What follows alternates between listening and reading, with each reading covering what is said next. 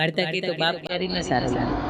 મને એવું લાગે એક પુરુષ પોતાના ઇમોશન એક્સપ્રેસ નથી કરી શકતો. હવે હું મારા જ હસબન્ડની વાત કરું, ઘણા સમય એવું થાય છે કે એ ટેન્શનમાં બી હોય છે તો મને નથી ખ્યાલ આવતો યસ, કે લોકોના ફેસ પર નથી. જ્યારે હવે આપણી વાત કરીએ તો આપણા ફેસ પર તરત જ ખબર પડી જાય છે કે આને કંઈક તો થયું છે. ઈશ્વરે જ સ્ત્રીનું હા. સર્જન જ એવું કહ્યું છે કે હસતી હોય ને તો એને દુનિયા ઓળખી શકે, એ રડતી હોય તો ઓળખી શકે, શાંત બેઠી હોય, એ ગુસ્સામાં હોય, એ કોઈ પણ એનું કાર્ય કરતી હોય તો એ એવા મૂડની અંદર છે ને ઓળખી શકે. પણ ઈશ્વરે કદાચ પુરુષના સર્જનની અંદર હું એવું નથી કહેતી ડિફેક્ટ રાખ્યું છે, પણ ચોક્કસ એને સ્પેશિયાલાઇઝેશન આપ્યું છે કે તારે આખા પરિવારનો ભાર ઉપાડવાનો છે, તારે બાળકોનો, મા બાપનો, સમાજની જવાબદારીઓનો, તારે આર્થિક રીતનો પણ ભાર ઉપાડવાનો છે. એટલે તું જેવું વિચારે છે, તું જેવું ફીલ કરે છે ને એ આજના ઘરની અંદર ફેમિલી કોઈ ન ઓળખી શકવું જોઈએ. પણ સાચું કહું ને તો જ્યારે સગાઈ થતી હોય ને ત્યારે એ સ્ત્રી માટે જવાબદારીઓ ઓછી હોય, પછી લગ્ન થાય એટલે થોડીક જવાબદારીઓ વધે. નામ પણ હું હંમેશા કહેતી હોઉં કે વાર્તા કે તો બાપ ક્યારેય ન સારો લાગે. એ તો આંગળી પકડીને ભર બજારની અંદર દુનિયાની ઓળખ કરાવતો હોય, પોતાના કરતા એક